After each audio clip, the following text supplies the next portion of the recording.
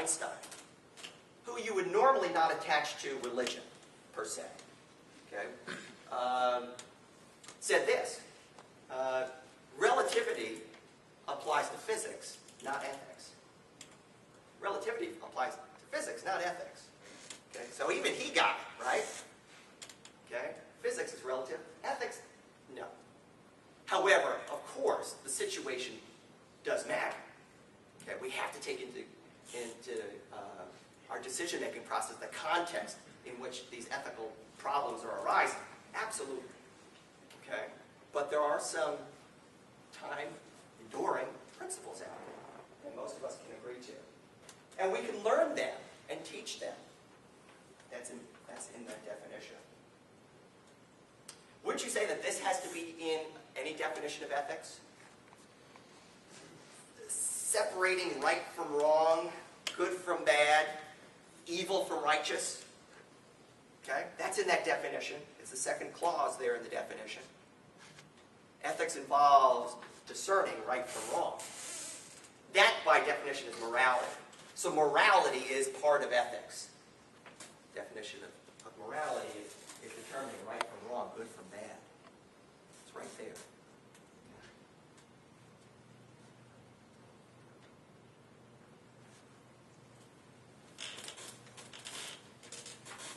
Okay, I've confronted an ethical situation, and I've determined that that is wrong. Does it stop there? Does your responsibility stop there? Absolutely, absolutely. It prescribes, remember the definition, prescribes some sort of outcome. Something that some sort of action. Maybe the right thing is inaction sometimes.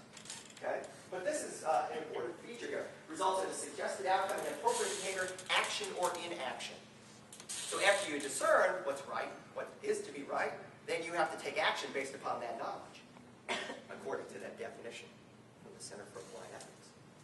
Okay. Is everyone okay with those elements in the definition? Yes, sir. It does seem to me, though, that it's still situationally dependent on what right and wrong is. Okay.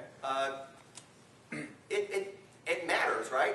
Sometimes, if we go back to the murder case, right? We, as a society, have determined that to be the most significant criminal violation, and we punish it, sanction it appropriately. However, in a military setting, right, justify it. You have a different situation, absolutely. So we do have to take that into account. But those tend to be more or rarer occurrences, I would think. But the situation, we'll talk about how you include the situation. And importantly, other stakeholders in your decision-making process. Because that does change. And what's an interesting feature of the model that we're going to develop is, after you make your ethical determination, you constantly assess the situation because it may need a different ethical intervention from you, because the situation may change. So, yeah, I don't want to make it sound like we're not considering the context for our ethical dilemmas. But there does seem to be some principles, values out there that we can learn and teach one another. Yes, sir? Would it also be based on standards and what's right and wrong in a local as opposed to what's right and wrong globally? Yeah, that's a really good point. And we'll talk about how ethics operates at different levels. And that's why we sometimes get into some ethical hot water. Because something may be patently wrong to me as an individual, based upon my upbringing and my parents and things like that, my family. But my community may think that's perfectly okay. Or in some cases, what's going on in your unit may conflict with your individual ideas about right and wrong.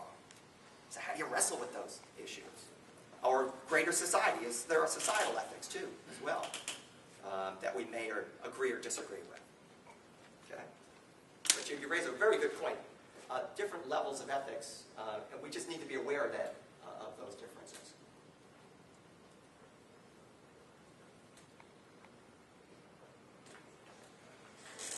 So again, we're still looking at the last part of that definition that contains a number of important concepts that we'll actually discuss in a little bit more detail later on. There are basically 4 different ways of reasoning through an ethical problem, and they're all included there in that definition.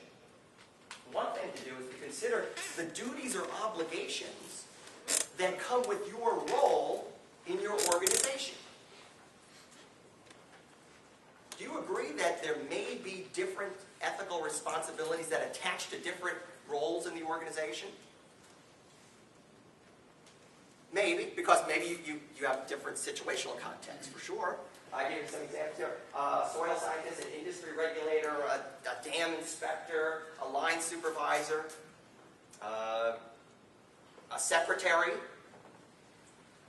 Does the secretary or deputy secretary have certain ethical responsibilities that maybe someone who's out in the field doesn't have? There's certainly going to be overlap, but Manley was talking about this leadership issue, moral leadership, which I'll return to in just a little bit. Usually, folks, as you move up the hierarchy, the scale or chain of command, you tend to add more ethical responsibilities. Okay? Not to diminish the ethical requirements at the lower part of the organization, but the moral leadership responsibilities get tacked on as you move up the chain of command. Okay? And the situations are very different. I mean, if you're out there dealing with regulated industry, you may have situations that are very different than someone who's in the training division here. They just may be different. Okay? So that's important to think about. Also, there are different ethical responsibilities that come with being a public servant. Have you ever seen this before? Can you think of an example? Well, How are we different? Manuel's example of not taking a meal. I mean, in business, buying somebody else's meal is part of doing business. Absolutely. Absolutely. I see this all the time. My wife They said, get upset sometimes when you tell them no. absolutely. I see that my wife works in the private sector.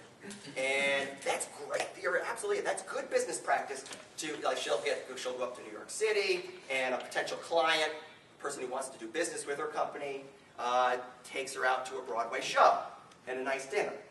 And I'm like,